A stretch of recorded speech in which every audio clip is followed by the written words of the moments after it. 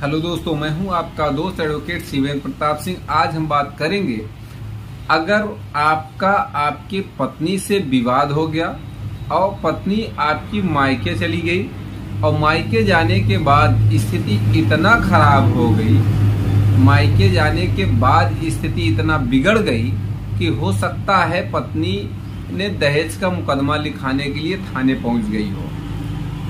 तो दहेज का मुकदमा लिखाने के लिए पहुंच गई हो और दहेज का मुकदमा लिख भी गया हो, तो ऐसी कंडीशन में आपके पास थाने से फोन आता है। तो इस स्थिति में आपको करना क्या चाहिए, या थाने पे जाना चाहिए या नहीं जाना चाहिए, और अगर जाना चाहिए तो क्या बात करनी चाहिए, इन सब बातों का डिस्कशन आज हम अपने इस वीडियो में करने वाले हैं। सबसे पहले तो आप ये जान लीजिए कि अगर आपकी पत्नी से आपका विवाद हो गया है तो कोशिश ये रहे कि थाना की, कोर्ट की जरूरत ना पड़े, नौबत ना आए, ये स्थिति कंट्रोल में रखनी पड़ेगी आपको। किसी भी तरह से समझा के, बुझा के, कंप्रोमाइज करके इस कंडीशन को और बेहतर बनाने के रास्ते पे आप दोनों को चलना पड़ेगा। क्योंकि अगर मुकदमा हुआ तो ये समझ लीजिए उस मुकदमे से न लड़की पक्ष को राहत मिलेगी न लड़के पक्ष को राहत मिलेगी।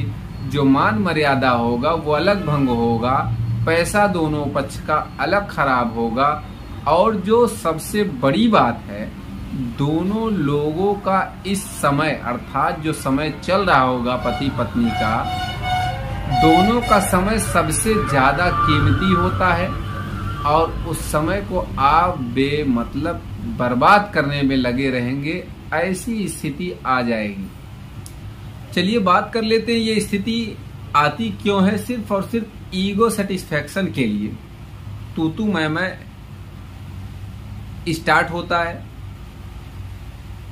मैं बड़ा, तुम बड़ी, ये बड़ा, वो बड़ा, माने ये कि सिर्फ और सिर्फ वाहवाही में। सही तरीका ये है, सही सलीका ये है, पति को भी उतना ही मेहनत करता है, पति भी अपने क्षेत्र में, पत्नी भी उतना ही मेहनत करती है अपने क्षेत्र में, अर्थात घर में परिवार को चलाने में। एक अहम रोल होता है, या ये कह लीजिए परिवार चलाने की जिम्मेदारी एक औरत को ही दी जाती है। अब एक औरत को इसलिए दी जाती है कि घर को स्वर्ग बनाने का काम पुरुष को थोड़ी मिला है। घर को स्वर्ग बनाने का काम स्त्री को मिला है, महिलाओं को मिला है। अब चाहे तो स्वर्ग बना दे, चाहे तो उसे नर्क बना दे। अब आपके ऊपर है, स्वर्ग बनाएंगी तो आपकी क्या इज्जत, क्या मान, क्या सम्मान, क्या शोहरत उस परिवार में होगी, आपको बताने की कोई जरूरत नहीं है।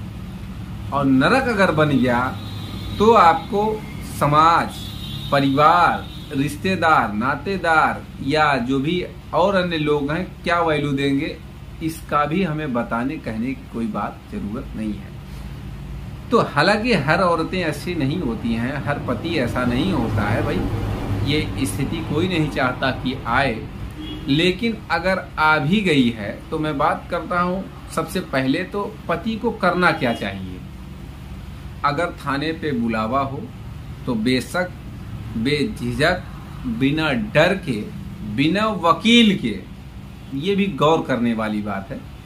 मैं वकील होते हुए भी ऐसा इसलिए कह रहा हूं कि अगर आप गरीब भी हैं और आप वकील साहब को लेके गए, भाई वकील साहब की गलती तो नहीं है कि वो गए, भाई वो गए, आपके साथ समय दिए, पेट्रोल फूंक के गए, या हो सकता है आप पेट्रोल लगा के गए हो, भाई उनको बैठा के गए हो, लेकिन वो अपना बहुमूल्य समय आपके लिए दिए, भाई उनकी फीस तो लगेगी ही लगेगी।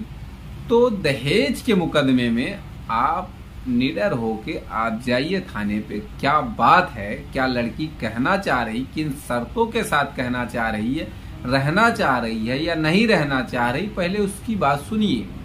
उसने आप पे ब्लेम क्या रखा है वो भी सुनिए कि भाई आप पे शिकायत क्या करी है, गलती आपकी क्या बताती है।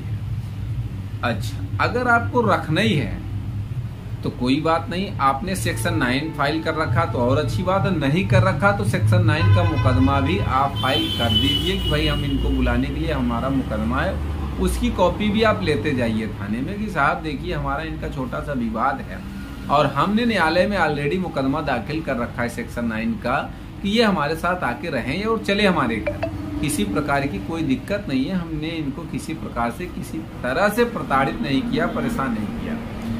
तो अगर लड़की जाती है तो अच्छी बात है, आपकी पत्नी जाती है तो साथ रहने लगे, कोई दिक्कत नहीं, मुकदमा नहीं लिखा जाएगा। अगर फिर भी वो अट गई कि भाई लिखाना ही है, मुकदमा लिख भी गया तो आपको करना ये है कि पुलिस जब बुलाए आप थाने पे चले जाइए, जो बात रहे वो बात रखिए, 1 रुपए कहीं खर्च मत करिए नाम कटवाने के लिए, ये है वो है, जेल नहीं जाओगे, ऐसा कर दूंगा वैसा कर दूंगा, ये धारा हटा दूंगा वो धारा हटा दूंगा, मतलब किसी भी प्रकार से कोई पैसा आप बर्बाद मत करिए, क्योंकि आपको बता दें वो आपको जेल नहीं भेज देंगे। दहेज के मुकदमे में कोई उठा के आपको जेल नहीं भेज देगा बेवजह, आपने अपराध नहीं कर दिया। हाँ वो अलग की बात है, अगर स्त्री को चोटें आई हैं, तमाम चीजें, अगर किसी प्रकार की और भी दिक्कत है तो फिर आप या 376 का भी उसने मुकदमा लिखा दिया है 498 के साथ, तो आपको दिक्कत होने वाली है। अगर इन सब धाराओं में नहीं, केवल 498, 323, 504, 506, 406 आईपीसी या 3/4 डीपी एक्ट के तहत मुकदमा है तो आपको किसी प्रकार से कोई गिरफ्तार नहीं करेगा। तो थाने 1 बार 2 बार जो भी बुलाया जाए आप सहयोग करिए, चार्जशीट फाइल होने के बाद आप कोर्ट में अपीयर होइए, बाकायदा जो तौर तरीका है इसके बारे में हमने ऑलरेडी कई वीडियोस अपने YouTube चैनल पे डाल रखे हैं, उस पर आप जाके देख सकते हैं। अगर किसी भी प्रकार की कानूनी सलाह, राय, मशवरा चाहिए होगा तो दिए गए नंबरों पे फ्री ऑफ कास्ट फोन कर सकते हैं। सुबह शाम, दिन में कोर्ट का टाइम होता है, किसी प्रकार से कोई चार्ज पैसा नहीं लिया जाता है हमारे और हमारे YouTube चैनल द्वारा। आप किसी भी कानून की जानकारी फ्री में ले सकते हैं। उम्मीद करता हूं, आशा करता हूं आज की जानकारी आपको पसंद आई होगी। अगर जानकारी पसंद आई तो वीडियो को लाइक करिए, शेयर करिए, YouTube चैनल SP 72 कानून प्रयागराज को जरूर सब्सक्राइब